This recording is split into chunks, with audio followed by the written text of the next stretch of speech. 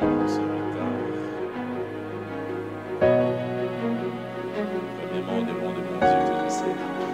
Et ensuite au devant de vous. J'espère que vous me pardonnez. Hein. Indépendamment de moi, tous les chauffeurs de taxi, j'ai pris mon décalé. Qu'est-ce qui se passe au monde? Alors, merci beaucoup. Sans plus tarder, on va continuer rapidement. J'avais d'autres trucs que je vais mettre de côté. Je vais peut-être prendre ce qui est essentiel. On va aller. J'avais vraiment prévu qu'on ait un temps de partager. Regarde tout ce qu'on a dit. Sûrement, il y a des choses qu'on peut encore repartager. Essayer d'échanger. Mais n'empêche. Alors, vous le savez tous, nous parlons de bâtir son corps pour la mission. Nous l'avons dit, nous avons redit. Alors aujourd'hui, vraiment, nous allons conclure. Voilà, nous allons prendre quelques thématiques comme ça a été promis la fois dernière. Nous allons parler ce soir du piercing.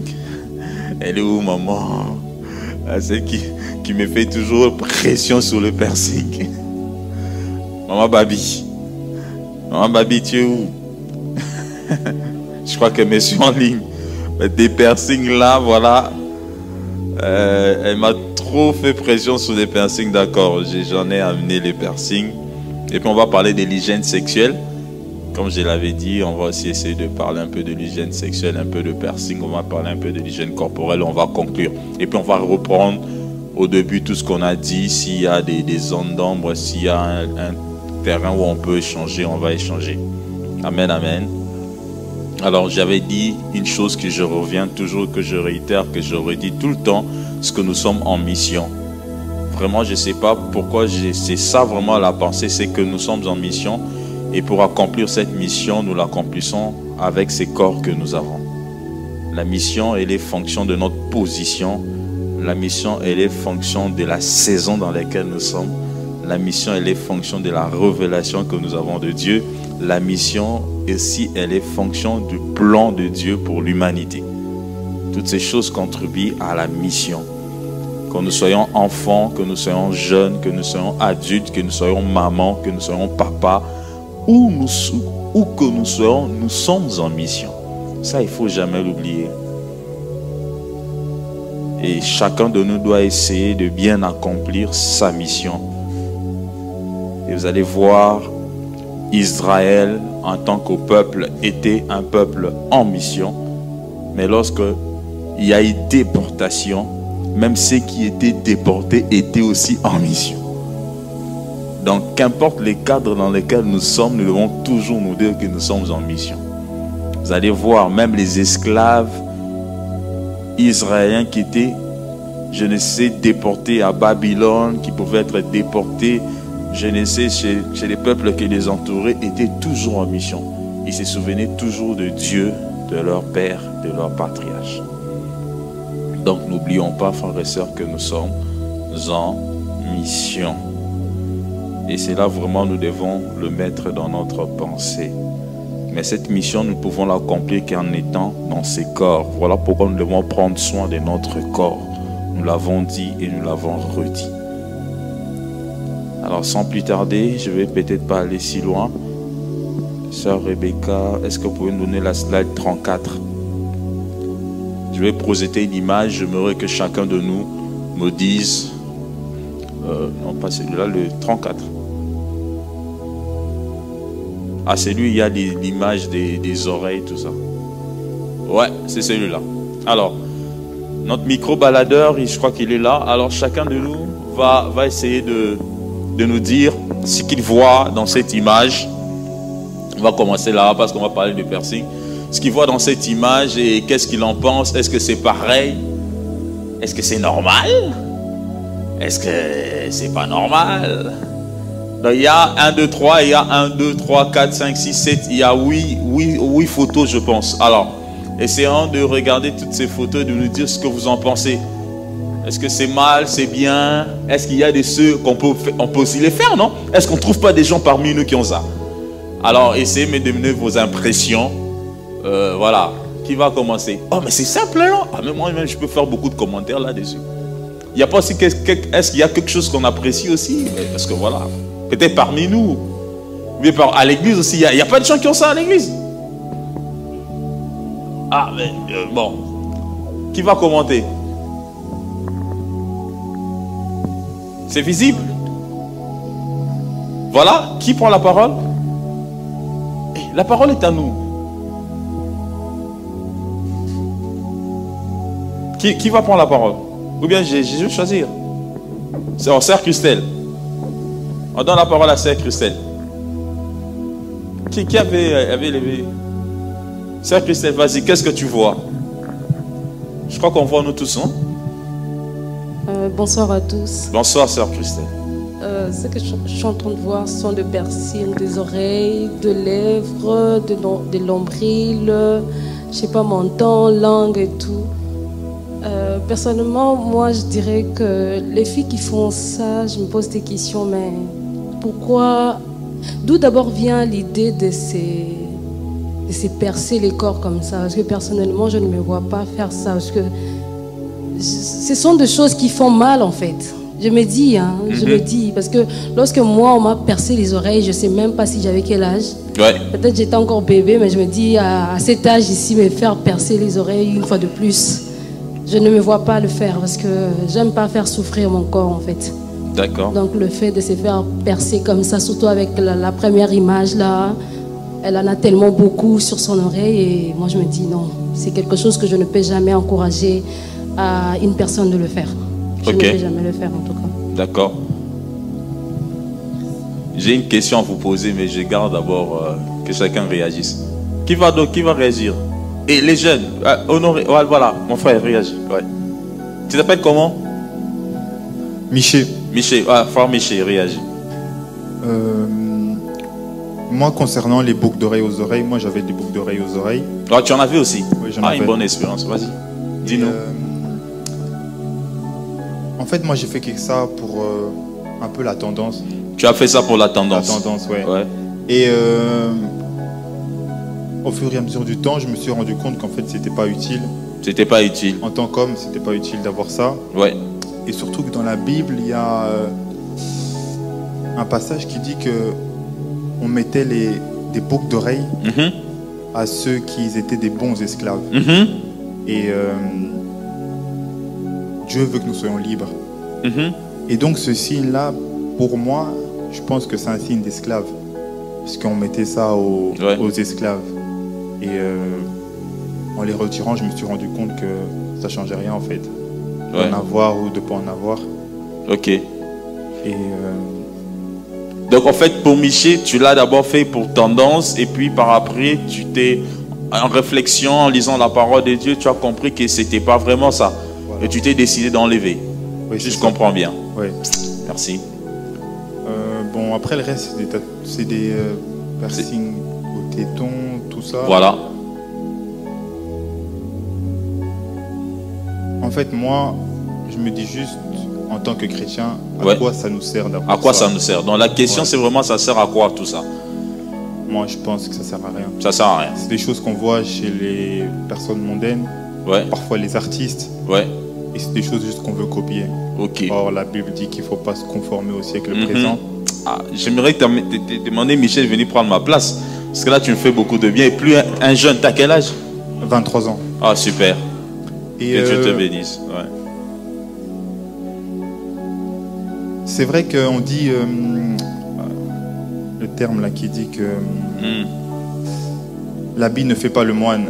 Mais je pense qu'en tant que chrétien, d'un regard extérieur, aller par exemple évangéliser quelqu'un et le chrétien il a par exemple des piercings à la lèvre, on donne pas une bonne image. On donne pas une bonne image et en fait, en tant que chrétien, il faut qu'il y ait une différence entre ceux qui sont dans le monde et nous. Mais si nous, en tant que chrétiens, nous faisons ça, et eux, ils font ça, il n'y a pas de différence. Et donc, voilà, c'est tout ce que je voulais partager. Frère Miché. Ah, ouais. Toi, je ne vais plus te lâcher, hein. Du coup, tu as toujours été dans mon rétroviseur. Note quelque part dans ton agenda, le 20 janvier. Alors j'en profite, bien qu'on n'a pas, j'ai pas encore finalisé beaucoup de choses. Le 20 janvier, on a un rassemblement de jeunes spirituels ici. Je dis bien rassemblement de jeunes spirituels. Donc il faut vraiment venir. Alors, on va essayer de partager la vision, tout ce qui va avec. Ok, qui d'autre? Ah oui, ça va Patrick. Shalom. Shalom. Bon, on fut jeune aussi un jour, j'ai été tenté de le faire, mais... Ah, mais ça c'est une bonne essence, hein? Ah oui, maintenant il va voir Patrick. Donc, écoutez les jeunes, écoutez. À l'époque où nous étions jeunes, oui. Il y a, comme mon jeune frère vient de le dire, donc il y a une tendance qui était dans la jeunesse de cette époque-là. J'avais des amis qui étaient, bon, qui les faisaient si bien, alors ils m'ont proposé aussi de les faire, dans les piercings et tout ça, tatouages. Mais à moi-même, ça me disait absolument rien. Je disais, mais qu'est-ce que j'ai à gagner à faire ça? Oh, mais oui, c'est bien, tu vas paraître encore plus beau. J'ai dit, ben non, ça ne sert à rien. En fait, ça me disait absolument rien, en fait. Mais j'ai des amis et ils étaient tentés, ils avaient mordu, ils se sont fait percer. Ils ont trouvé ça génial, mais moi, je trouvais ça pas génial. Parce que ça me disait absolument rien du tout. Mais bon, si on peut le dire aujourd'hui, bon, c'est la tendance, les gens suivent. Mais pourquoi on doit suivre ça? Parce qu'il y a des choses que les uns font et savent pourquoi ils les font. Mais certaines personnes ne font que suivre aveuglément. Donc c'est-à-dire, il y a des gens qui les font parce qu'ils ont peut-être les pattes, je sais pas, une recommandation. Mais la jeunesse, ils voient une star et puis il se dit, voilà, t'as pas vu tel ou tel, il a fait ça et moi aussi je dois le faire. Mais pour gagner quoi au fait? Amen. Pour gagner quoi? Pour gagner quoi au fait? En tout cas, pour moi, franchement, ça ne sert à rien. Amen. Amen. Là, on a maintenant l'expérience d'une personne qui est passée par ce temps de la jeunesse et qui maintenant le regarde un peu avec beaucoup de recul. Je crois qu'il y a une dernière personne qui veut parler. C'est Gloria. Maman Bibi, vas-y. Tu sais que je ne vais pas te zapper. Bonsoir. Bonsoir, maman. En fait, moi, je vais juste poser une question, comme je ne vois pas très bien. La dernière photo, c'est le piercing que nous, on a ou c'est quoi? Ah. Voilà, il fallait maman que tu puisses intervenir. Même pas seulement la dernière photo. Celui-là du nez, là. Non, parce que si on dit que le piercing n'est pas bon, donc c'est que nous aussi, on n'en est pas bon. Parce que si on appelle ça piercing, nous aussi, on a percé les oreilles. Est-ce bon, pas bon? J'ai entendu ici mon fils dire si on a le boucle d'oreille, c'était signe d'esclavage. Donc maintenant, nous, comme on est esclaves. Bonne question, hein? Alors, qui répond? Aujourd'hui, vraiment, c'est l'essence. Maman, j'ai pensé que Sandrine allait répondre. Marie-Cécile, vas-y, on va t'écouter. Ouais, tu peux pas. Tu n'es pas seulement censé répondre, mais tu peux dire tout ce que tu penses de la photo. Bonsoir à tous. Bonsoir. Juste faire référence peut-être au verset qui a été donné, que le frère a dit. On est dans Deutéronome 15, le verset 17. Je vais le lire. C'est à partir du verset 16. Déjà, la Bible dit, si ton esclave te dit, je ne veux pas sortir de chez toi parce qu'il t'aime, toi et ta maison, et qu'il se trouve bien chez toi, alors tu prendras un poinçon et tu lui perceras l'oreille contre la porte et il sera toujours ton esclave. Donc en fait, c'est toujours bon de retourner aussi dans l'origine de la chose pour comprendre un petit peu pourquoi est-ce que ça a été fait. Et du coup, on voit dans ce passage que non seulement c'était un signe d'esclavage, mais d'une personne qui voulait demeurer dans l'esclavage. Mais après, mon avis personnel, c'est qu'il y a des éléments qui sont des éléments culturels. Et avec le temps, il y a certaines choses qui changent et qui évoluent. Maintenant, je pense que c'est à nous de voir, ok, qu'est-ce qui m'est permis et qu'est-ce qui ne m'est pas permis. Et en tant que chrétien, j'ai beaucoup aimé le témoignage du frère. Il y a ce qui m'est permis et je dois regarder à moi-même, mais aussi vis-à-vis des autres. Si je sais que ça peut être une pierre d'achoppement d'avoir par exemple un piercing au nez, que j'aime ou pas, je vais m'abstenir à cause de mon frère, parce que je ne vais pas être une pierre d'achoppement pour le frère. Maintenant, il y a nous les sœurs. On a des boucles d'oreilles. Est-ce que justement c'est un péché ou pas? Si je pars de mon principe que je ne vais pas être une pierre d'achoppement pour les autres, aujourd'hui avoir des boucles d'oreilles, ce n'est pas une pierre d'achoppement. Tandis qu'avoir un piercing au nez, ça peut être mal perçu et ça peut faire en sorte que l'autre finalement puisse être que nous devenons une pierre d'achoppement pour l'autre. Donc moi personnellement, ça c'est vraiment moi personnellement, en ce qui concerne les bouts d'oreilles pour les sœurs, ce n'est pas forcément un problème. Mais maintenant, aller plus loin, si je sais que ça peut être une pierre d'achoppement pour l'autre, je ne vais pas le faire. D'autant plus qu'en regardant à l'origine, la raison est claire, c'était que non seulement on le mettait pour l'esclave, mais aussi parce qu'il voulait demeurer en fait dans l'esclavage. Donc c'est un peu ça mon avis. Mais merci, voilà. Sœur Marie-Cécile. À la cercle, il y a une dernière contribution. Et puis on va avancer. Donc vous avez déjà prêché, hein? Vous avez déjà fait l'étude biblique. tout est venu de vous. Oui. Merci pour les interventions. Je pense que tout a été déjà dit. Oui. Ce que je pourrais rajouter, c'est que il y a des éléments qui sont devenus culturels. Il y a des personnes qui n'ont pas des oreilles percées, qui n'ont jamais voulu parce que depuis leur enfance, dans leur famille, ça ne se faisait pas. Maintenant, comme Marie-Cécile vient de le dire, c'est pourquoi est-ce que je continuerai à me percer. Je connais une personne, pour elle, c'est une addiction. Elle en a au moins 130. 130. À chaque fois, à chaque mois, il faut qu'elle pèse. Donc, ce sont des choses qui peuvent très vite devenir une addiction, en fait, pour une personne. Donc, il faut connaître la limite, quoi, ce qui m'est permis et pourquoi est-ce que j'en fais d'autres et tout. C'est important. Merci. Je ne sais pas vous, ceux qui nous suivent en ligne, qu'est-ce qu'ils en pensent. Tchatché, écrivez ce que vous pensez du piercing. On va vous lire même après. Ok, bien aimé. Je crois qu'on a vraiment fait. Quand j'ai mis ces photos, en fait, c'était pour vraiment nous démontrer. Dans ces photos, vous avez des ceux qui sont, je vais dire, extrêmes. C'est ceux qui les font avec beaucoup plus d'empressement, avec beaucoup plus d'addiction. Et ce qu'ils le font de façon assez esthétique. Déjà, quand vous prenez celui qui a mis au nez, on le remarque, nous tous. Hein. Moi, je rencontre des gens avec, hein, même des gens, entre guillemets, chrétiens. Ils ont ça au bout du nez. Hein. Moi, je rencontre. Même celui qui en a mis 3, moi, je rencontre des gens voilà, qui se disent chrétiennes, qui en ont 3, qui en ont 2 et qui le mettent. Vous voyez, donc, c'est-à-dire qu'aujourd'hui, nous ne sommes pas trop étrangers à ces genres de choses. Nous le voyons et nous le remarquons dans notre société.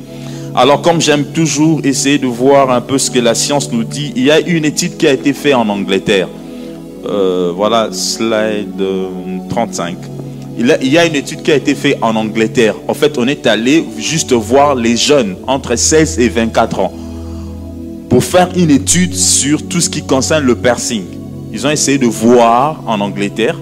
Ça date. C'est assez récent ce que je veux dire. Alors ils ont constaté une chose, c'est qu'entre les jeunes de 16 à 24 ans, 33% de ces jeunes avaient des piercings au nombril. Ouais. Et l'aîné, 19%. Mais ce qui est étonnant, avec les oreilles, il y avait 13%. Entre 16 et 24 ans. C'est parce que c'est récent. Pour ceux qui avaient 16 et 24 ans aux oreilles, il n'y avait que 13%. Ouais, mais j'aimerais bien que vous reteniez ces chiffres de 13%. Et la langue, il y avait 9%, le mamelon 9%, sourcil 8%, lèvres 4%, et les organes génitaux 2%. Alors, ce qui était plus tendance entre jeunes de 16 à 24 ans, c'est vraiment le nombril. Tout le monde mettait au nombril. C'est vraiment ce qui est tendance. Ouais. Et alors, lorsque maintenant nous regardons culturellement parlant, parce que tous on a parlé de culturellement parlant, si nous constatons nous tous, nous allons voir que la grande majorité de nos personnes, des personnes qui sont assez âgées, ont plus des piercings aux oreilles, si nous constatons. Ouais, en plus des piercings au niveau des oreilles. C'est là où plus les gens les font. Différemment de cette étude qui a été faite en Angleterre. Alors, pourquoi les gens font cela? Alors, une étude a été faite pour poser des questions à ces gens de façon claire. Mais pourquoi vous avez tendance à mettre des piercings par-ci, par-là? La question était vraiment une question identitaire. Non, quand je mets les piercings, c'est pour démontrer que je suis de tel, je suis de tel. Voilà, question identitaire au regard de ceux qui influencent, les influenceurs que vous connaissez, influenceurs, tout ce qu'on peut suivre. Il y a de ceux qui ont de piercings qui mettent à un point bien précis. Et toutes les personnes qui les aiment, qui aiment suivre ces stars, en fait, ils copient en fait. Si la star a mis un piercing au bout du nez, et tous vont mettre au bout du nez.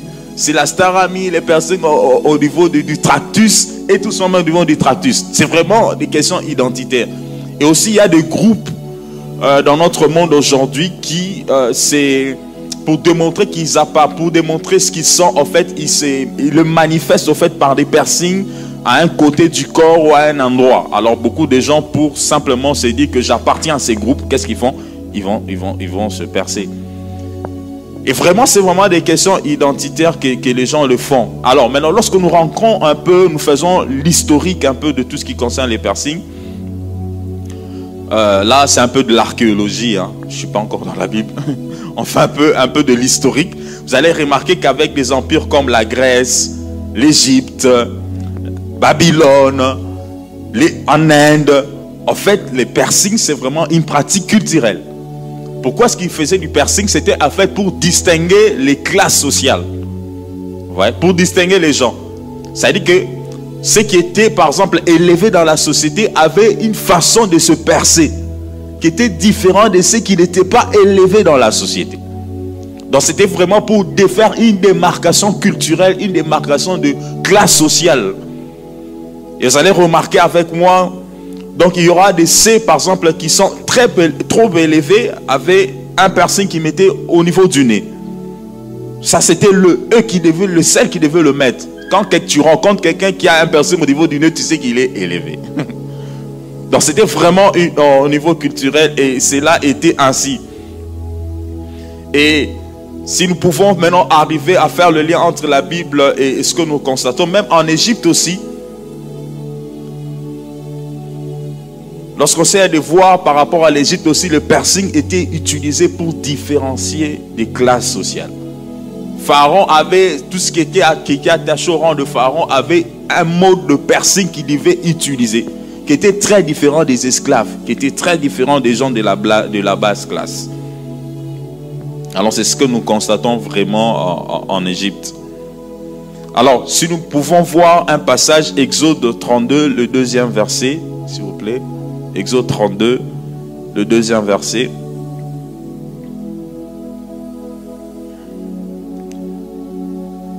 Voilà, je crois que j'ai donné le bon passage. Exode 32, je vais aussi voir dans mon Bible rapidement. On va lire là-bas.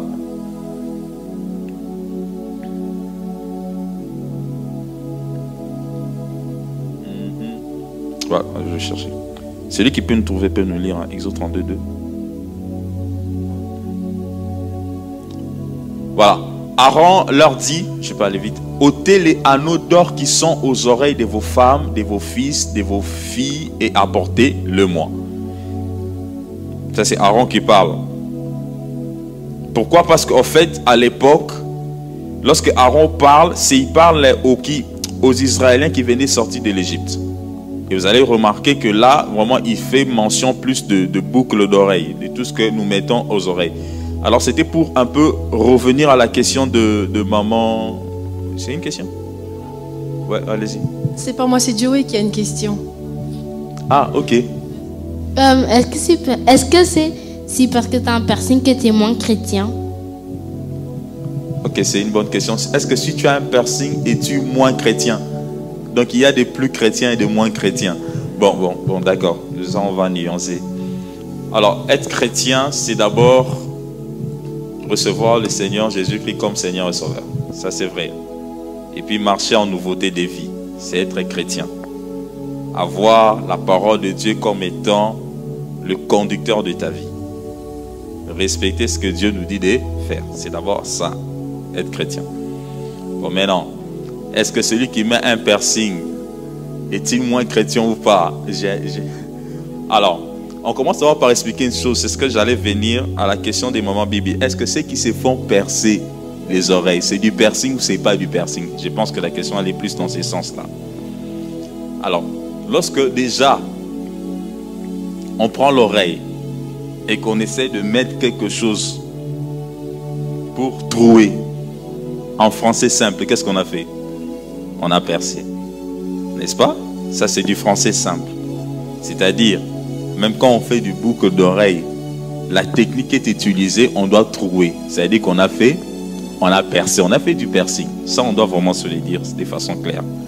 On n'a pas à chosifier les choses. Alors, maintenant, le problème, c'est lequel? C'est que nous, quand on nous perce les oreilles, de façon culturelle, on fait quoi? On met qu'un seul trou, n'est-ce pas? C'est tout ce que nous connaissons. Ça commence à nous choquer, nous tous, lorsque nous commençons à remarquer 4 trous. Parce que les problèmes n'est pas ce qu'on a mis. Est-ce qu'on se reprend un peu? Le problème, c'est que combien de trous on a fait dans le corps? C'est là où ça nous choque.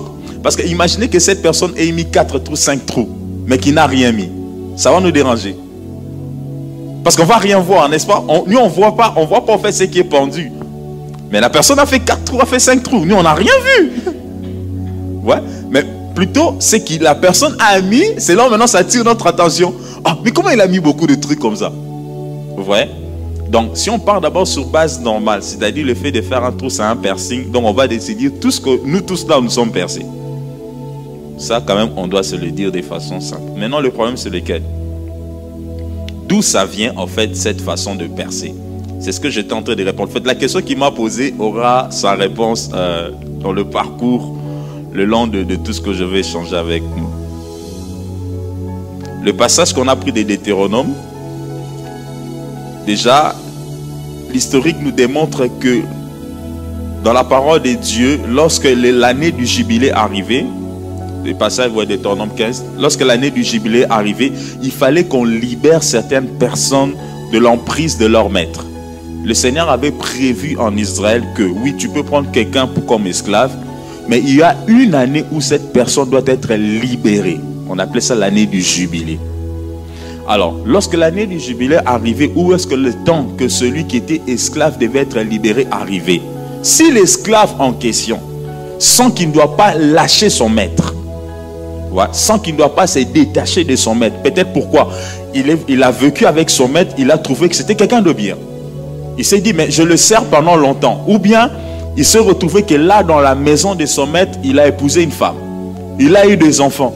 Et sans que ça ne vaut plus la peine pour moi de quitter mon maître pour aller habiter, pour avoir ma liberté. S'il refuse de partir, alors c'est comme ça que cette disposition a été mise. Donc il doit venir, on doit le percer l'oreille. On se comprend. Cela prouve à suffisance que oui, c'est des grés. Hein. Comme on dit, les maîtres, vous avez vos termes. Donc il a accepté en fait de vivre avec son maître. Mais on doit le symboliser. C'est comme ça qu'on arrivait à percer l'oreille. Vous comprenez un peu?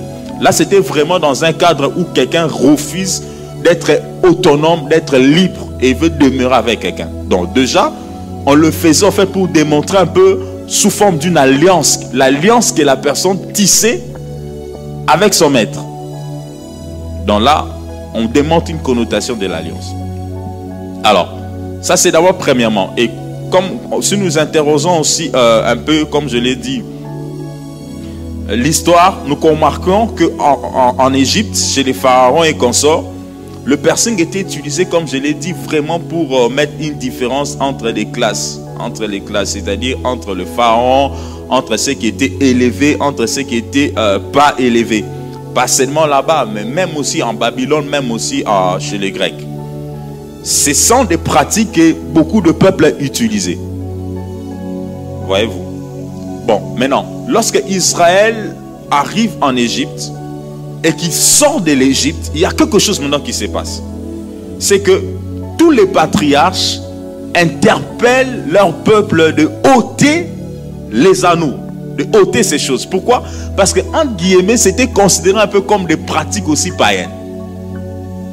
Ça conçut un peu l'histoire. C'était un peu consulté comme des pratiques païennes. Ça veut dire qu'Israël, avant qu'Israël n'arrive, on peut remonter avec Jacob. On peut remonter avec Jacob. On peut prendre Genèse chapitre 35, le 2e verset. Là, on est encore avec Jacob.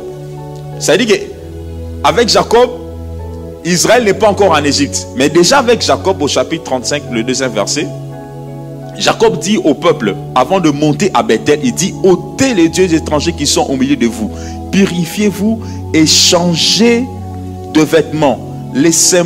Échangez de vêtements. Voilà. Je vais me donner ce passage, je me redis là, parce que si j'ai mis des commentaires, 35.2. Et parmi les choses que le peuple va ôter au milieu d'eux, il y aura aussi des anneaux. Ah non, je disais 35.2. Et parmi ceux que le peuple va ôter, il y aura des anneaux. En fait, les peuples avaient aussi des anneaux qui devaient ôter. Pourquoi? Parce que ce peuple que Jacob avait provenait de Laban. Il était allé chez Laban, son père, avec la fuite avec Ésaü. Il va chez Laban, il vit pendant 14 ans, il fait tout ce qu'il pouvait faire. Il fait tout ce qu'il pouvait faire. Alors en quittant la maison de Laban, son oncle, en remontant, en repartant, il va s'étendre, il va faire tout ce qu'il va faire. Et puis à un moment donné, il va demeurer à Sichem. Lorsqu'il demeure à Sichem, Dieu lui dit de monter à Bethel. Ok, en voulant monter à Bethel, qu'est-ce qu'il dit? Jacob dit à sa maison, avec tous ceux qui étaient avec lui, ôtez les dieux étrangers qui sont au milieu de vous, purifiez-vous et changez des vêtements. On peut continuer.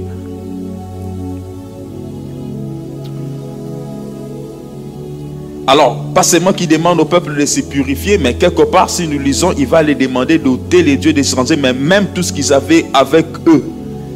Et parmi ce que nous avons avec eux, nous avons constaté qu'ils n'avaient pas que des habits, mais ils avaient aussi des anneaux qu'ils devaient enlever. Et là, c'est vraiment au verset 4, au 4e verset, si nous pouvons aller vite au 4e verset, au lieu que je perde du temps. Voilà, 4. Ils donnèrent à Jacob tous les dieux étrangers qui étaient entre leurs mains et les anneaux qui étaient à leurs oreilles. Amen, amen. Jacob les enfouit sous les térébintes qui étaient près de Sichem. Vous comprenez? Là, on est encore avec le patriarche. Ils ne sont pas encore allés en Égypte. Déjà là-bas, Jacob leur demande même de ôter les anneaux qui étaient dans leurs oreilles. Pourquoi? Parce que c'était en fait une pratique, entre guillemets, un peu une pratique païenne. Et le peuple va les ôter. Jacob va enlever tout, va mettre sous les térébintes, va prier pour le peuple. Enfin, ils vont monter à Bethel. Ça, c'est la première partie. Alors, deuxième partie, nous remarquons toujours avec les patriarches. Maintenant, Israël, avec la multiplication, avec tout ce qu'il y a eu, sécheresse, désert et tout ce qu'il y a eu, la famine, ils vont maintenant repartir en Égypte. Ils vont maintenant demeurer en Égypte, comme vous le savez, pendant plusieurs années. Le Seigneur maintenant va faire appel à Moïse. Moïse maintenant va encore venir délivrer le peuple. Le peuple, en étant délivré, va passer la mer Rouge, va aussi arriver encore dans les déserts. Et là maintenant, le Seigneur sera en train de donner les lois et les règles pour comment son peuple doit-il se comporter. Moïse doit monter à la montagne pour prendre la loi de Dieu. Aaron reste. Le peuple, qu'est-ce qu'il fait? Il vient vers Aaron et demande à Aaron de faire pour eux un veau d'or. Nous connaissons tous l'histoire. Et Aaron va demander au peuple quelque chose. Qu'est-ce qu'il va demander au peuple? Il va les demander de donner tous les bracelets qu'ils avaient, de donner tous les anneaux qu'ils avaient aux oreilles. Et il va en faire quoi? Il va en faire un veau d'or. Je crois que nous connaissons tous cette histoire. Donc vous remarquez que le peuple qui est allé en Égypte, c'est là où ils ont appris encore cette pratique. Parce que ce qui sort de Jacob, qui est Israël lui-même le père, Israël leur interdit. Ils arrachent tout. Israël détruit. N'est-ce pas? Mais ils continuent à vivre. Mais lorsqu'ils repartent en Égypte, ils découvrent encore cette pratique. Ils mettent encore des anneaux dans les oreilles. Vous comprenez? C'était vraiment culturel. Mais pour Israël, lorsqu'on remarque un peu toutes les décisions qui ont été prises par les patriarches, on va tous constater une vérité, c'est que c'était vraiment une pratique, entre guillemets, qui n'était pas plébiscitée par les patriarches. On se comprend. Mais c'était une pratique qui était plus dans le monde, les peuples qui les entouraient. Donc ça, c'est vraiment un peu de l'historique pour comprendre tout ça. Donc par là, nous comprenons qu'au regard de patriarche, ce n'était pas vraiment une pratique qui devait être plébiscitée, qui devait être mise en avance. Les anneaux dans les oreilles, tout ça, ils ne soutenaient pas. Parce qu'à maintes reprises, vous voyez combien on leur demande de ôter cela. Alors, mais nous constatons nous tous une chose, c'est qu'avec l'influence de la culture, c'est une pratique qui s'est répandue. À force d'être répandue, j'ai lu quelque part, même chez les Juifs, on commençait pour créer, pour faire une bonne distinction. On demandait même aux jeunes dames de mettre des boucles d'oreilles pour créer juste une distinction. Vous voyez, c'est vraiment, la culture a vraiment pris de l'ascendance, je peux dire, sur cette façon de faire, de placer les boucles d'oreilles. Mais la question la plus importante, est-ce que c'est un péché ou c'est pas un péché? Amen, amen. Et l'apôtre Paul nous répond clairement, en nous démontrant que nous ne devons pas nous tous faire un effort de travailler sur notre parure extérieure, mais la parure intérieure. Amen, amen.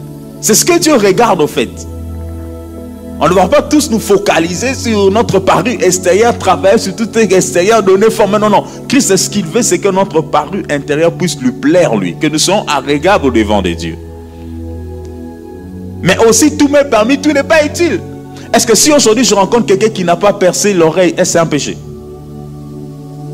Est-ce un péché? Si je rencontre une fille qui n'a pas percé l'oreille, est-ce un péché? Non. Vous voyez? C'est-à-dire qu'on doit être dans l'équilibre. Mais aussi l'équilibre, nous aussi, si même nous perçons les oreilles, nous devons aussi être modérés dans ce que nous faisons. Amen, amen. On va être modérés. Donc voilà vraiment quand on parle du piercing, ce qui va avec. Nous devons éviter l'extravagance. Lorsque quelqu'un commence à percer, tu en mets trop, mais en fait on ne comprend plus rien. Mais nous comprenons vraiment qu'il y a une influence plus culturelle dans cette façon de mettre les boucles d'oreilles. Et la culture a pris un peu les dessus sur beaucoup de choses, si je veux le dire ainsi. Voilà pourquoi des fois la culture peut rendre certaines choses normales. Hein? Ce qu'on appelle la notion de la normativité. La normativité est une notion très dynamique. Très dynamique. Pour nous, c'est normal que quelqu'un ait une boucle d'oreille. Mais quand on en trouve 4, 5, on trouve que c'est plus normal. Oui, c'est ça. Mais maintenant, il faut faire une nuance entre les hommes aussi et les femmes. Parce que nous disons que la femme est celle qui veut, voilà, elle a une parure, elle veut se rendre belle.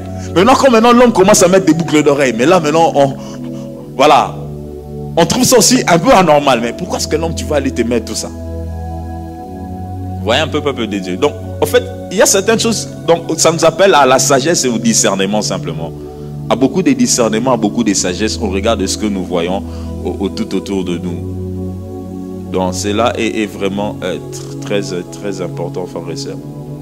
Donc comme on nous dit, bien aimé, Dieu nous appelle à beaucoup de sagesse, à beaucoup de discernement, à être modéré dans notre façon de faire, dans notre façon d'agir, à notre façon de considérer les choses tout autour de nous. Et cela est très important. La Bible nous demande de ne pas nous conformer au siècle présent. Ce n'est pas parce que dans ce siècle, les gens mettent 3 pressings, c'est maintenant 3 trous, que je suis, moi, obligé de le mettre. Non. Quand déjà, intérieurement, tu sens que ce que tu fais n'est pas bon, ne le fais pas. Faisons toutes choses pour la gloire de Dieu. Que tu manges, que tu boives, que tu fasses quoi, mais fais tout pour la gloire de Dieu. Et tout ce qui n'est pas fruit des convictions, pour ça déjà des questions. Est-ce que ce que je fais, c'est bien? Quand tu sens déjà un doute, j'ai beaucoup aimé ce que Michel a dit, même... Papa Patrick on dit, et ils ont senti même la conviction que non, ça c'était pas bien. Et ils ont laissé. Amen, amen. Donc c'est là vraiment important. Et je crois que mon jeune frère qui a posé une question est en train de recevoir toutes ces réponses dans tout ce que je suis en train de dire. J'ai une petite réflexion, question. Parce que l'être humain est très subtil et très... essaie toujours de contourner les règles, d'interpréter les choses à sa façon. Oui. Là, on parle spécifiquement de piercing. Oui. Donc le piercing fait que nous, la plupart des jeunes filles, étant petites, comme la sœur l'a dit, on est quasiment né percé, on va dire. Oui. On ne sait même pas quand est-ce qu'on nous a percé, on ne sait pas quelle douleur on a eu. On a grandi avec comme quelque chose qui faisait partie de nous. Oui. Alors, l'être humain étant ce qu'il est, il y en a qui jouent avec les mots en disant, parce que c'est pas tout le monde qui est percé comme vous dites, qui va dire, ok, non, la Bible dit que le piercing c'est blablabli, blablabla, mais ils vont jouer dans le sens en disant, oui, ok, moi je perce pas mes oreilles, mais je mets des clips. Il n'est pas percé en soi. C'est juste un clip qui met, vous voyez, enfin, ils essaient toujours de détourner la chose, mais le résultat est le même. On a toujours un bijou sur nous, en fait. Je ne sais pas si vous comprenez ce que je veux dire. Je comprends clairement. Oui, en fait, c'est ça la subtilité du monde. Je perce pas, mais je vais placer quelque chose, un endroit qui n'est peut-être pas prieux sur moi pour laisser 5. Voilà pourquoi moi j'ai dit soyons modérés en fait. Soyons modérés, soyons réfléchis. Voilà, ayons le renouvellement de l'intelligence en tout et pour tout. Parce que en fait, dans le monde dans lequel nous sommes, le monde va toujours évoluer dans cette dynamique. On va nous amener beaucoup de choses on va nous présenter, on voit que c'est normal, c'est bien. Mais soyons toujours animés de l'Esprit de Dieu dans nos choix et dans nos décisions. Et lisons la parole de Dieu. Déjà vraiment pour la pratique des boucles de haute puissance, nous voyons nous-mêmes dans la Genèse comment les patriarches n'étaient pas d'accord. Nous voyons nous-mêmes comment ça se passe. Et lorsque nous prenons Lévitique, la Bible est très claire sur tout ce qui concerne les incisions. Lévitique déjà est très contre tout ce qui concerne les incisions. Vous voyez? Mais voilà, la culture a pris les dessus. Mais voilà, mais soyons modérés. Parce qu'en fait, c'est un peu l'usage de ce monde d'aujourd'hui. Soyons modérés. n'allons pas à une extrême, voilà, n'exagérons pas, si je veux le dire comme ça, n'exagérons pas, soyons modérés dans notre façon de faire. C'est vrai, la Bible n'est pas venue pour dire ceci, cela, mais nous voyons en lisant la lecture, et l'apôtre Paul vient vraiment donner une très bonne réflexion en nous disant, travaillons notre intérieur. Parce qu'en fait, moi je crois que lorsque la beauté intérieure, elle prend les dessus, l'extérieur subit. Je ne sais pas si quelqu'un me comprend. Lorsque la beauté intérieure avec Dieu prend les dessus, l'extérieur va subir. Il y a des gens qui ont refusé de porter des pantalons, non pas parce qu'on les a demandé de ne pas porter les pantalons. Il y a des gens qui ont refusé certaines tenues, non pas parce qu'on les a demandé d'arrêter.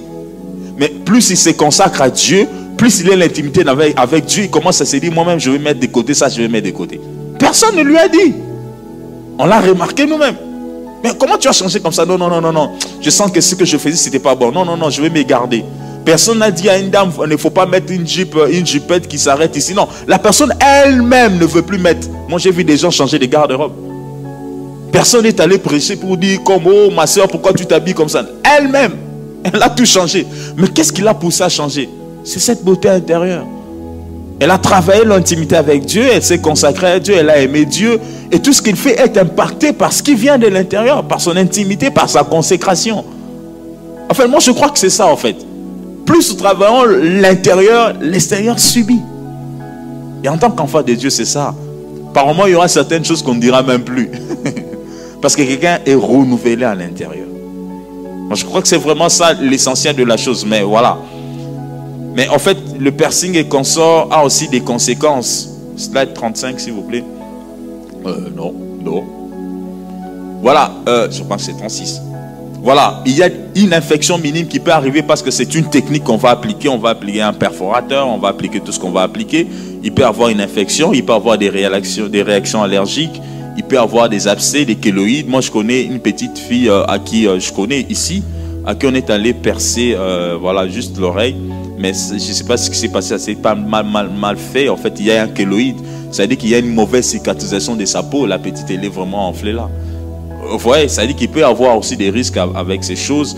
Voilà, au niveau de la bouche, au niveau de la langue, il peut y avoir des gonflements, il peut y avoir des saignements, il peut y avoir des douleurs, il peut y avoir une plaie aussi. Parce qu'on va mettre à la langue, on pense que la plaie va bien se cicatriser, mais la plaie peut évoluer vers une ulcération. Donc il y a tout ça. Et puis, pendant qu'on le met là, vous avez encore des difficultés de parler, de manger pendant un temps.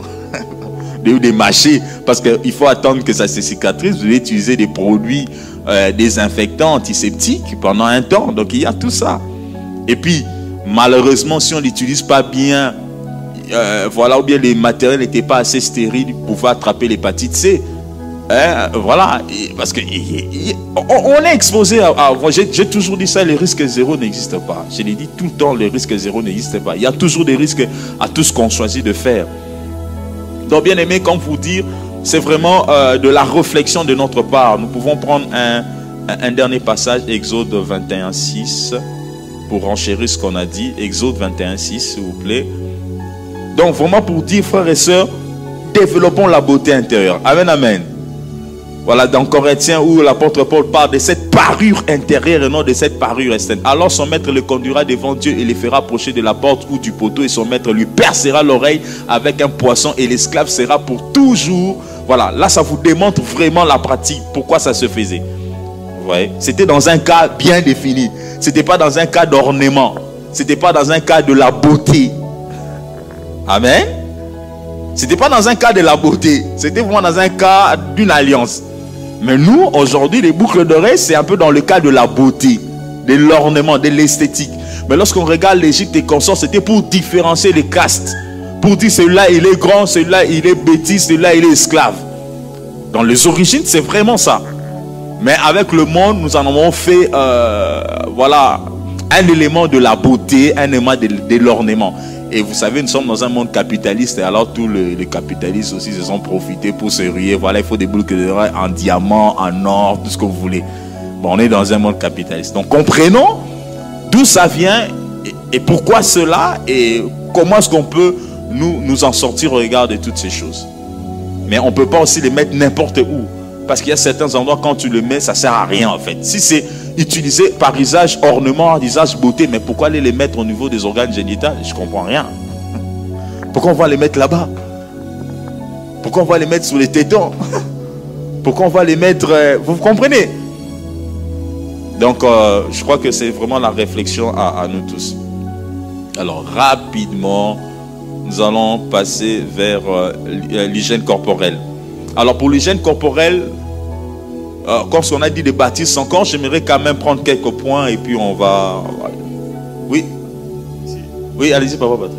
Au fait, j'allais juste dire les piercings pour les hommes. Avant, c'était un message, au fait. Parce qu'on ne se perçait pas à n'importe quel côté. C'était beaucoup plus pour les gays. Alors, il s'est percé du côté gauche. Alors, c'était un message pour dire que voilà, je suis gay. Et quand le monde a compris que voilà, que tout le monde sait qu'à gauche, c'était être gay, ils ont mis ça des deux côtés maintenant. Mais avant, c'était juste un message pour dire que non, je suis gay. Donc, si je te croise, on s'est croisé et je vois que tu es percé du côté gauche, donc je sais, ah, voilà, celui-là, il est gay comme l'autre. Mais après un certain temps, ils ont dit non, non, non, non, il faut tromper les gens des deux côtés. Donc, il y a aussi des fois des piercings pour lancer un message. Évidemment, voilà. Évidemment, tout à fait. Quand je faisais la lecture, c'est vraiment ça. D'autres... Oui, donnez à maman mon mot. Ouais. Non, c'était juste pour ajouter à ce que... Bonsoir d'abord tout le monde. Bonsoir. Oui, c'était juste pour ajouter à ce que frère Patrick disait. Si l'homme met à gauche, il est féminin homme. À droite, masculin homme. Des deux côtés, il pratique les deux. Il est bi. Voilà. Donc vous avez entendu ce qu'elle a dit. Donc le fait de mettre à droite comme à gauche, c'est un message qui est vraiment transmis. Quelqu'un peut mettre à droite pour dire, moi je lisais quelque part, on a dit, il peut mettre à droite pour dire je suis disponible. Ouais, donc je suis disposé. Alors, nous on va peut-être prendre, on va percer, on va placer, on ne comprend rien de tout ce qui est caché là derrière. Donc soyons vraiment équilibrés et informés. Amen, amen. En tant qu'enfant de Dieu.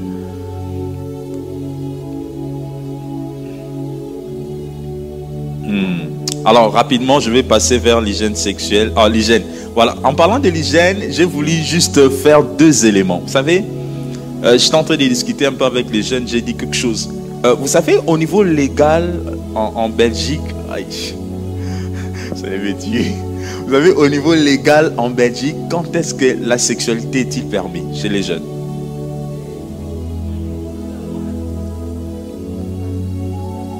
Maître, cherche-nous. Vous savez quand est-ce que c'est permis? Maman, vous avez dit quel âge? C'était 16 ans, au niveau légal.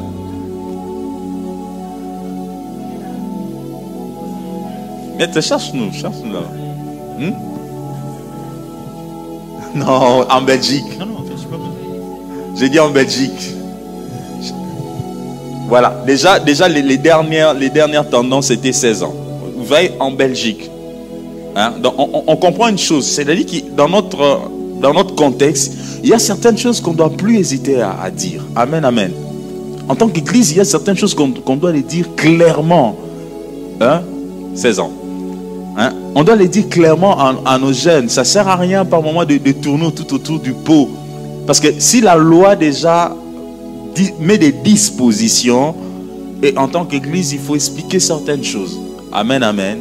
C'est là important, ça ne sert à rien. J'étais en train de discuter. Voilà pourquoi cette année, vraiment, je parle des rassemblements des jeunes spirituels faites là. Amen, amen. Pour moi, faites là, on a une grande mission. On a un gros programme en 3 phases. 2024, première phase, 2025, deuxième phase, 2026, troisième phase. Je parle aux parents, renvoyez-moi vos jeunes. Renvoyez-nous vos jeunes. Je parle vraiment aux parents, il faut nous renvoyer vos jeunes. Vraiment, on doit travailler. Parce qu'en fait, il y a beaucoup de choses que la loi déjà disponibilise, mais nous, en tant qu'Église, nous devons apporter un répondant. On doit donner aux jeunes gens les packages nécessaires. Parce que sinon, vraiment, il y a une grande confusion et on se perd, nous tous. Alors, en regardant juste le corps, je vais insister sur une chose, la circoncision. La circoncision, c'est un élément de détail. Je vais insister là pourquoi. La parole de Dieu, lorsqu'on parle de la circoncision, nous voyons tous que voilà, elle marque l'alliance entre nous en tant qu'enfants de Dieu et Dieu lui-même, notre Père. Donc elle marque vraiment l'alliance. Et il y a beaucoup de passages dans la parole de Dieu qui nous parlent de la circoncision. Mais j'ai voulu commencer par là pour un peu nous faire comprendre un aspect des choses, un élément culturel qui change. Nous pouvons prendre 1 Corinthiens chapitre 7, 17 à 19. Ou bien donnez-nous premièrement Philippiens 3, 3, 8. S'il vous plaît, Philippiens 3, 3, 8. On peut commencer là-bas. La circoncision, nous le savons tous, en fait c'est simplement cet acte chirurgical qui consiste un peu à décaloter au niveau du prépuce. Et nous tous en tant qu'enfants, comme on l'a dit sur le piercing, on est né, on se retrouve à être circoncis. Ouais. Alors Philippiens 3 dit, car les circoncis, c'est nous qui rendons à Dieu notre culte par l'Esprit de Dieu qui nous glorifions en Jésus-Christ et qui ne mettons point notre confiance à la chair. Je compte 4. Moi circoncis le 8e jour. Ça c'est l'apôtre Paul. Il est dit, quand il était 8e jour, est-ce il avait toute la maturité, toute la connaissance? Il n'en avait pas.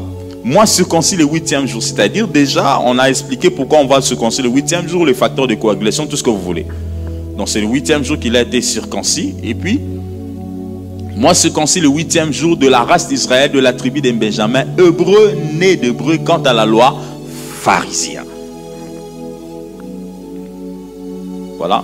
Quant aux zèles persécuteurs de l'église, irréprochables à l'égard de la justice et de la loi. Il dit, mais ces choses qui étaient pour moi des gains, je les ai regardées comme une perte à cause de Christ. Je peux m'arrêter là-bas. Amen, amen. Et lorsqu'il évolue, il va maintenant démontrer, l'apôtre Paul va maintenant mettre en évidence un deuxième type de circoncision. C'est cette circoncision en fait qui est une autre forme d'alliance que nous avons en ayant Christ et Jésus dans notre vie. Il ne met plus l'accent en fait sur la circoncision qu'il y a dans la chair. On se comprend. C'est-à-dire que dans l'Ancien Testament, la circoncision qu'on a dans la chair avait sa place, avait vraiment une place prédominante et prépondérante. C'était les signes de l'alliance. Mais maintenant, les signes de l'alliance viennent au travers de Christ, au travers de son sang. Amen, amen. Parce qu'à la croix, il a dit, tout est accompli. Et il a fait de nous ses fils. Pour être fils de Dieu, il faut simplement croire en Jésus-Christ. Croire en Dieu, nous devenons les fils de Dieu. Amen, amen. Voilà pourquoi il est en train de faire cette nuance. Pourquoi? Parce qu'il y avait une polémique dans l'église entre ceux qui étaient circoncis et ceux qui n'étaient pas circoncis. Pourquoi j'en parle? Nous sommes dans un pays où la grande majorité des personnes ne sont pas circoncis. Alléluia. Et nous avons des filles. Nos filles vont se marier.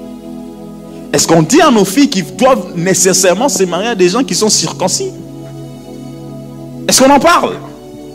On n'en parle pas. On n'en parle pas. Mais peut-être qu'ils sont un modèle. Il s'est dit, voilà, je pense que mon mari, ipso facto, sûrement sera circoncis. Mais attention, tu peux tomber sur un homme qui n'est pas circoncis. Pourquoi? Parce que le contexte dans lequel nous nous retrouvons, la circoncision n'est plus pratiquée comme dans d'autres contrées. En Belgique, le taux de circoncision est très bas qu'en Afrique. En Belgique, le taux de circoncision est très bas qu'en Amérique. On se comprend. Ça veut dire que nos filles ont plus de chances de tomber sur des hommes qui ne sont pas circoncis. On se comprend. Voilà. Alors, si moi je tombe devant un homme incirconcis, je ne vais pas les traiter aussi des païens. Est-ce qu'on se comprend? Parce que le problème, c'est que l'apôtre de Paul a déjà bien contextualisé les choses. La vraie circoncision, c'est du cœur et au regard de Dieu. Amen, amen. Donc, voilà, nous pouvons comprendre aujourd'hui que la circoncision dont nous parlons, c'est vraiment dans notre relation avec le Seigneur. Et ce n'est pas au regard. Alors, voilà pourquoi j'ai mis une carte. On peut redescendre sur les 39, on va remonter sur 38. S'il te plaît, sœur Rebecca. Désolé de t'embêter. Voilà. Là, j'ai mis une carte sur la circoncision. Vous allez voir que la circoncision, regardez, tous les pays qui sont en rouge bordeaux et en rouge foncé, c'est souvent des pays où la circoncision est plus grande. Maintenant, regardez l'Europe. C'est en bleu. C'est en bleu. C'est comme pour vous dire le pourcentage des personnes dont c'est vraiment moins de 20%. Donc, c'est vraiment minime. Hein? Donc, je veux vraiment qu'on contextualise. C'est vraiment minime. Mais nous autres, que ce soit nos parents, que ce soit nos aïeux, on avait une grande majorité des personnes circoncis. Hein? Ouais, c'était un peu culturellement. C'est vraiment ça. Mais la donne commence à changer. Alors, nous devons plus travailler vers le cœur que vers tout ce qui est paru. Mais pourquoi j'en parle? En fait, parce que dans l'hygiène sexuelle, même chez un homme, la façon dont un homme circoncis doit prendre soin de ses corps est un peu différent de la façon dont un homme incirconcis doit prendre soin de son corps. Et on se comprend, hein? La façon dont un homme circoncis doit se laver est très différente de la façon dont un homme incirconcis doit se laver. Je parle bien de la partie sexuelle. C'est très différent. Et je peux dire une maman qui a un enfant circoncis et un enfant non circoncis, la façon de les nettoyer ou de les apprendre à se nettoyer aussi différent. Et on suit là-bas. Et il est important d'apprendre ça parce que tu vois, par exemple, moi, en tant qu'un homme... Bon. J'allais dire des choses que je ne suis pas obligé de dire. Mais bon, culturellement parlant, comme vous voyez, je suis né où? Ah, mais d'office. D'office, vous comprenez. Bien que je ne devais pas normalement le dire, mais c'est arrivé. Voilà, donc on comprend. Cette façon de se prendre soin de soi est très différente. Pourquoi?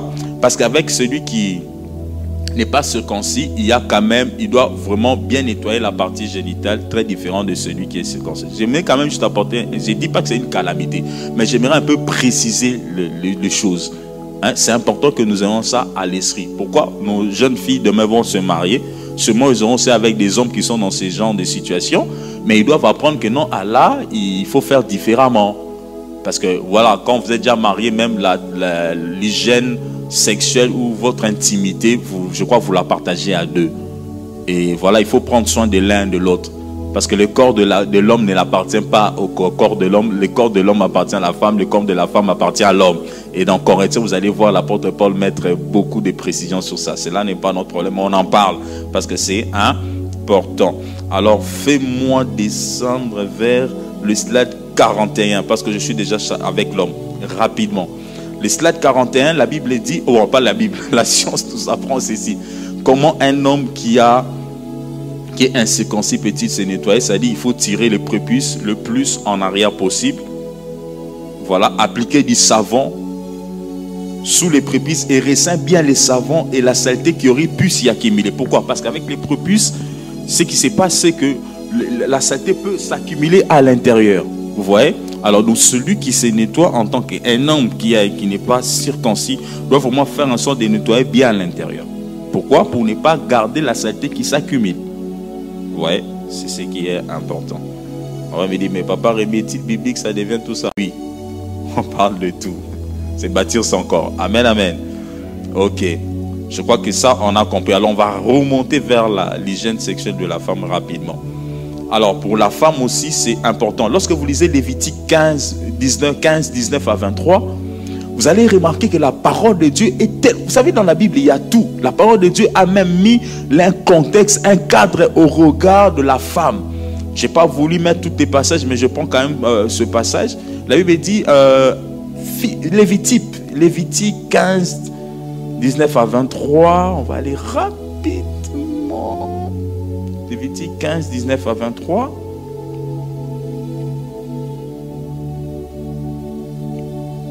Lévitique 15, 19 à 23. 15, 19 à 23. Voilà, la femme qui aura un flux de sang en sa chair restera 7 jours dans son impureté. Quiconque la touchera sera impur jusqu'au soir. Quiconque touchera son lit lavera ses vêtements, se lavera dans l'eau et sera impur jusqu'au soir. Quiconque touchera un objet sur lequel elle est assise, lavera ses vêtements, se lavera dans l'eau, il sera impur jusqu'au soir. Donc nous voyons bien la Bible circonscrire au regard de la femme, que nous savons que chaque mois, la femme peut connaître des flux menstruels. Et au regard des flux menstruels, il y a toute une gêne à placer là tout autour.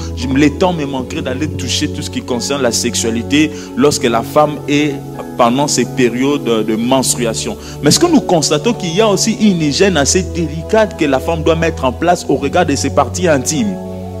Amen, amen. C'est là important. Et tout ça, on doit aussi apprendre à nos filles à la maison. À la maison. Le problème, c'est quoi? C'est que beaucoup, par moment, à la maison, nos parents, peut-être n'ont pas assez de temps, ou bien ils ont honte. Et la jeune fille peut grandir comme ça avec beaucoup de problèmes. Elle arrive dans le mariage et ça devient l'hécatombe dans les mariages. Parce que le jeune gars qui entre dans les mariages n'arrive pas à comprendre pourquoi il y a ceci, pourquoi il y a cela. Mais à la maison, on doit déjà apprendre à la jeune fille comment se nettoyer. Et voilà pourquoi je vous ai mis un slide. Alors, Rebecca, s'il te plaît, on remonte au slide 40. Alors, les bons nettoyages, nous voyons déjà ce qu'il faut faire. Donc, déjà, lorsqu'il faut se laver, il faut commencer de la tête aux pieds. On va remonter au slide, je vais revenir après, mais je prends d'abord ceci. Lavez d'abord les zones autour de votre vagin. Voilà. Donc, ça veut dire qu'en prenant l'organe, vous voyez là-bas, j'ai mis les slides où j'ai mis clitoris, j'ai mis le vagin, j'ai mis les bons schémas qu'il y a là-bas. Donc, il faut d'abord laver les zones qui sont au tout autour. C'est-à-dire au tout autour. La région vulvaire, il faut d'abord commencer par laver là-bas avec de l'eau. Lorsque vous faites ça, si vous avez des règles, vous pouvez vous laver plus d'une fois. Parce que déjà, lorsqu'on a une règle en raison lévitique, vous comprenez que cette personne était considérée comme étant impure. Et il y a aussi des soins qui doivent être adaptés. Vous pouvez vous laver plus d'une fois si vous avez en période des règles. Ce n'est pas dit que je vais seulement laver une fois. Non, vous pouvez laver plus d'une fois. C'est ce qui est important. Utilisez des savons ordinaires non parfumés. Parce qu'on a des savons qui sont parfumés. Il y a des savons, on va vous mettre, on a mis savon arôme citron, savon arôme. Enfin, ils mettent beaucoup de trucs dans les savons que lorsque vous utilisez ces savons et que vous avez une peau qui est assez sensible, ça va développer des irritations, des allergies et beaucoup d'autres choses. Donc il faut vraiment prendre les savons qui est exempté de tout ce qui est parfum, de tout ce qui est des ingrédients qui peuvent vous irriter. À défaut, voyez votre médecin. Hein? Votre médecin est là pour ça, votre gynéco est là pour ça. Il faut vraiment voir le médecin. Alors, nettoyez les plis autour de votre clitoris. C'est-à-dire que lorsqu'on lave d'abord les parties, que j'ai dit, les parties de la vulve, on va aller vers le clitoris. C'est important. Mais comment nettoyer cette partie du clitoris? Ce n'est pas décoller les parties du clitoris et frotter. Non, non, non, non, non. Vous allez irriter parce qu'il y a une muqueuse là-bas qui est assez sensible, très sensible. Alors, il faut le laver avec de l'eau. Et puis, vous descendez vers le périnée. C'est-à-dire qu'il faut vraiment aller de haut en bas. Il ne faut pas commencer de bas en haut. Il faut commencer de haut en bas. Nettoyez les plis de votre clitoris, nettoyez les périnées. Lorsqu'on finit de nettoyer les périnées, maintenant on va aller vers la région anale, c'est-à-dire la région qui est derrière. Et tous nous connaissons, nous le répétons toujours de avant en arrière. Ne jamais prendre de haut, de derrière en haut vers le bas. Non, parce que vous allez ramener tout ce qui est au niveau anal vers devant. Et ça sera sujet d'infection, sujet d'irritation, sujet de beaucoup de choses. Donc il faut vraiment le faire de cette façon. Donc commencez de haut en bas. Donc de haut, vulve, clitoris. Vous descendez périnée. Vous partez derrière, d'avant en arrière. Cela est important. Évitez de faire la douche vaginale. Surtout, il y a un vrai débat avec des choses de douche vaginale. Quand je parle de douche vaginale, ça veut dire que la partie du vagin à l'intérieur, il faut éviter de faire des douches vaginales. Pourquoi? Parce que culturellement parlant, dans nos sociétés, moi j'ai vu des gens avec des trucs qu'on donne aux filles pour laver, faire une douche vaginale. Soi-disant, ça va rétrécir. Soi-disant, ça va faire beaucoup de trucs. Or qu'il faut éviter ces pratiques. Pourquoi de façon physiologique, Dieu a fait en sorte que les vagins puissent s'auto-nettoyer. Vous comprenez? Donc, il s'auto-nettoie tout seul. Il n'a pas besoin qu'on l'aide. Le vagin à l'intérieur n'a pas besoin qu'on l'aide. Parce qu'il y a un pH à respecter. Il y a des glandes qui produisent ce qu'il faut pour que le vagin puisse quoi faire? Puisse se nettoyer. C'est important de savoir ces choses. Mais on peut faire le nettoyage à condition que le médecin prescrive quelque chose. On a une infection, on a un problème. Alors il faut voir votre médecin. Il va vous dire, utilise tel produit, utilise tel produit. Amen, amen. Cela est important. Pourquoi? Parce qu'à force d'utiliser certaines choses, on va créer des mauvaises odeurs, on va créer beaucoup de choses, on va créer des irritations. Vous allez voir même que vous ne serez pas à l'aise. Alors pour ceux qui sont dans le mariage, vous ne serez pas à l'aise même au niveau de votre intimité sexuelle. Vous ne serez pas à l'aise. Pourquoi? Parce qu'on utilise des choses qu'on ne doit pas utiliser. Donc ça vraiment bien aimé, c'est hyper important. Donc nous devons prendre cela en compte. Alors lorsqu'on a des menstruations, parce qu'on a parlé dans Lévitique, nous ne devons pas garder les serviettes déjà plus de 8 heures. Non. Je suis au cours, je suis dans mes menstruations, je n'ai pas le temps d'aller me changer. Tu gardes ça pendant plus de 8 heures. Non, non, non, non, non, non. Il faut changer cela. Il faut changer cela. Parce que plus on les garde, plus ça irrite. En moyenne, les études démontrent qu'on peut échanger entre 3 et 4 heures. Entre 3 et 4 heures, il faut déjà changer des couches, il faut mettre notre serviette. Cela est hyper important, je vais aller vite. Alors, mon dernier slide, 38, je vais m'arrêter là. Alors, comment il faut... Ah, ça, on saute. On va parler avec les jeunes. Les grands jeunes, voilà, 20 janvier, 17 février, il faut venir. On va parler de tout ça. Là-bas, on va discuter. 30... Le slide, c'est lequel? 38, s'il te plaît. Pas celui-ci. 38. 38. Là, j'ai mis le corps humain. Je vais juste m'arrêter là. Voilà. Là-bas, comment est-ce qu'on doit se laver normalement? On commence toujours par les visages. Le cou. Pourquoi je vous dis ces choses? Demandez à ce qu'ils font les aides-soignants, techniques infirmières. Hein? Ceux qui nettoient. Il y a toute une technique pour nettoyer même une personne alitée. Hein? En fait, ça a tout son sens. Ça a tout son sens. Je vous donne quand même ça. À la maison, comment on se nettoie? Donc, il faut commencer par le visage, le cou, les membres supérieurs, insister sur les espaces interdigitaux, les aisselles. Et puis, vous avez les aisselles, il est là en 4e position. 4e, hein? Des fois, nous, on se lave en divagation. Tu vois, moi, je commence les pieds, tu montes. Non, ça, c'est divagation. Il ne faut pas se laver en divagation, s'il vous plaît. On va faire les tests de se laver. Je vous donne le programme, il est là. Comment se laver? Essayez ça, ça sera super à la maison. Ne vous lavez pas en divagation. Bon, moi aussi, par moment, je me suis lavé en divagation. Tu n'as pas le temps. Et puis, quand il fait trop froid, tu dis, il faut que je commence par les pieds. Tu fais d'abord un peu les pieds. Tu jettes un peu au-dessus. Non, ça, c'est la bonne technique. On commence par les visages, le cou, le membre supérieur. Insister sur les espaces interdigitaux. Les aisselles, et puis le thorax, l'abdomen, insister sur le nombril. Ouais, là on parle d'insister, hein, parce que c'est souvent des lieux où ça garde plus de saleté. Insister le dos, les membres inférieurs, insister sur des espaces interdigitaux, c'est-à-dire entre le doigt, derrière le genou. Vous savez ici des fois, moi je rappelle toujours des noms. Ici des fois on laisse passer, on fait seulement chou. Mais insister sur ce genre de choses. Ça va? Insister sur les espaces interdigitaux derrière les genoux, les régions, les organes génitaux et les plus fessés. Vous voyez que c'est vraiment de la tête aux pieds. Quand vous jetez de l'eau, hein, de la tête aux pieds. Le lavage doit vraiment être comme ça. Donc cela est hyper important. Bon, on en parlera avec les jeunes et voilà tous les grands jeunes. Amen, amen. On va s'arrêter par là. Est-ce qu'il faut applaudir pour vous-même? Voilà, merci d'avoir participé à tous ces temps d'enseignement. Je sais que c'est beaucoup de choses, mais on aura toujours le temps de parler. J'ai pas eu le temps. Voilà, j'ai voulu vraiment qu'on échange surtout, mais on n'a pas eu le temps. Voilà, on clôture vraiment cette série de Bâtir son corps. J'espère que ça vous a peut-être aidé. C'était peut-être bien. Alors, on va prendre 2 petites réactions. Qui peut réagir par rapport à ce qui a été cet enseignement? Qu'est-ce qu'on peut améliorer? Qu'est-ce qu'on peut faire avant que le diacre Gauthier, je pense, ne vienne? C'est qui? Ah, ok. 2 petites réactions sur l'enseignement. Qui peut nous dire? Une question. Oh, il va me tuer ses vêtus aujourd'hui. Tu t'appelles comment? Joey. Joey, tu vas me bombarder aujourd'hui. Vas-y. C'était bien. C'était intéressant à écouter. Attends, si t'as aimé, Joey? Oui. T'as quel âge? Au début, j'ai 10 ans. Ah, mais c'est bien. 11 ans. 11 ans. Ah, je suis content que tu aies aimé. Merci, Joey. Merci. Frère Honoré, un commentaire. Ouais, sur tout l'enseignement, on va continuer. C'est la fin de l'année. Ouais. Merci beaucoup pour la parole. Personnellement, j'ai beaucoup aimé. Ouais. J'apprécie à ma juste valeur votre sous-thématique. C'est tellement original. Et puis l'exercice plutôt, et puis les exemples dont vous avez illustré sont vraiment assortis d'une originalité sans précédent. Voilà. Ça, c'est un avocat qui parle.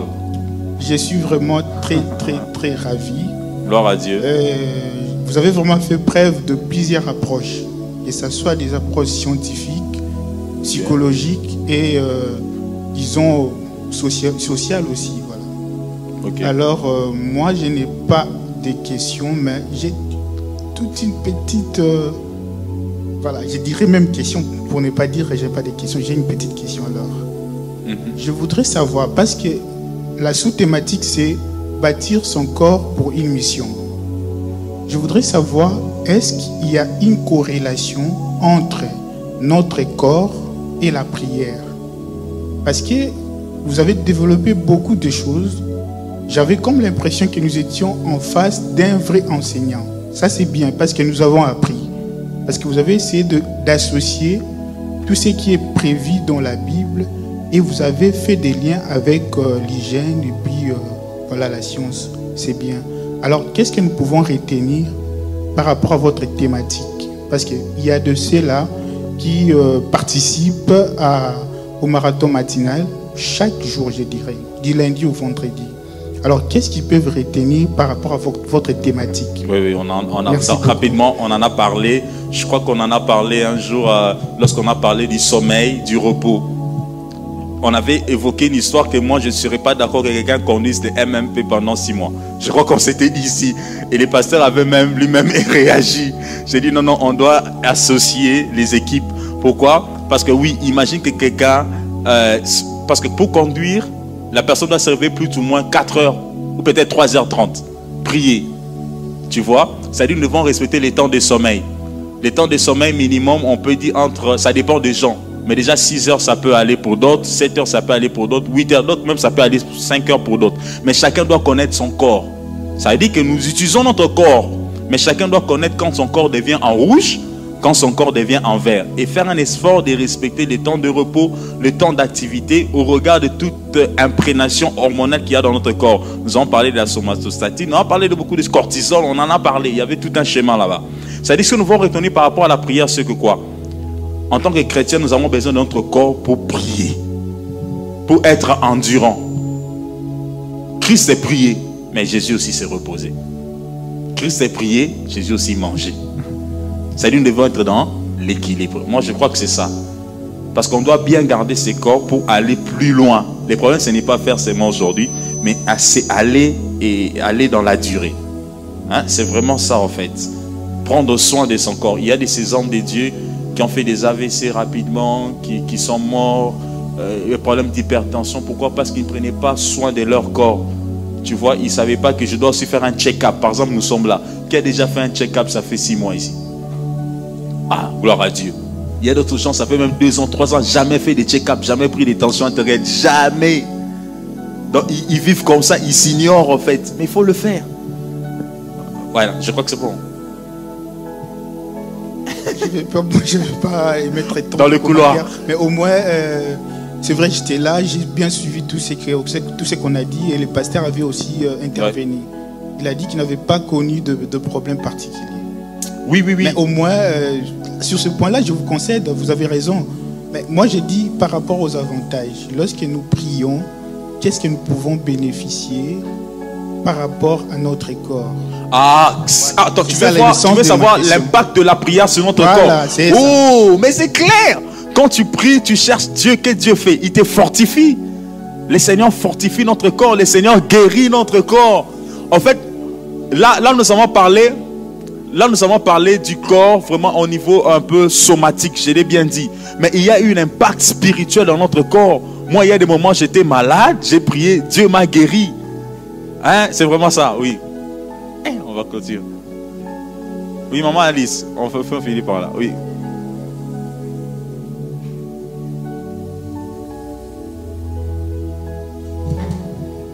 Merci beaucoup, Papa Rémi. Moi, au fait, c'est une proposition. Oui. Donc, moi, je pense qu'on a beaucoup de questions. Mais vu qu'il n'y a pas assez de temps, par exemple, aujourd'hui, comme vous avez commencé en retard, pourquoi ne pas prendre un mercredi de plus? Comme ça, on va essayer de poser toutes nos questions et avoir de réponses. Parce que moi, j'aurais aimé vraiment que tu puisses développer sur... comme tu l'as dit que tu vas le faire avec le jeûne, c'est bon. Mais ça n'engage que moi. Hein? Donc, ça n'engage que moi. Moi, j'ai remarqué que les jeunes d'ici n'aiment pas vraiment se laver. Donc, ça, j'ai dit que ça n'engage que moi. Ça n'engage que moi. Ouais, ça n'engage que moi. Ouais. Parce que c'est pour ça que moi, je préfère que tu puisses vraiment développer pour montrer vraiment l'importance de pouvoir soigner son corps, parce que c'est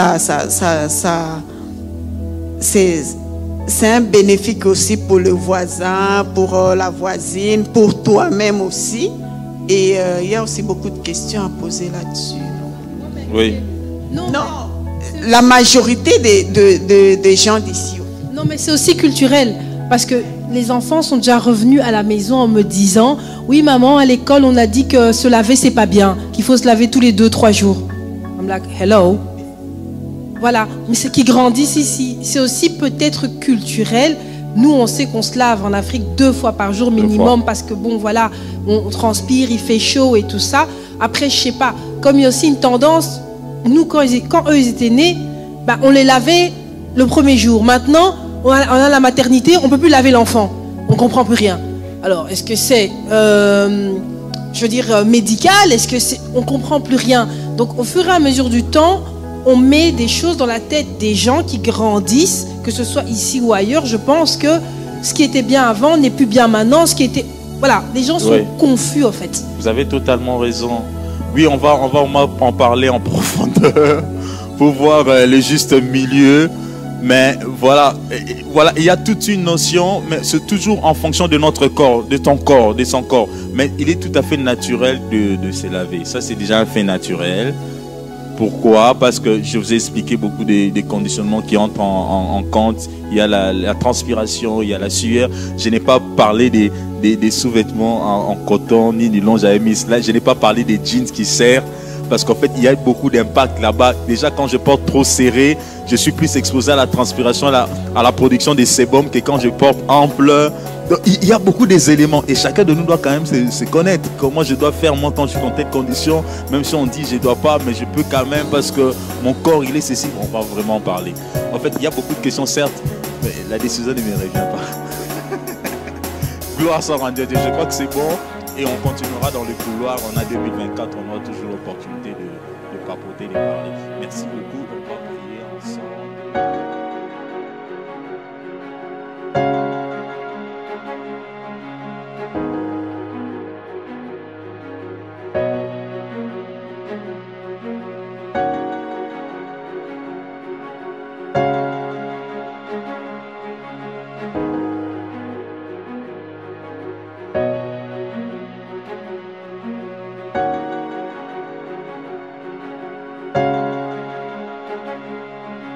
Thank you. Amen.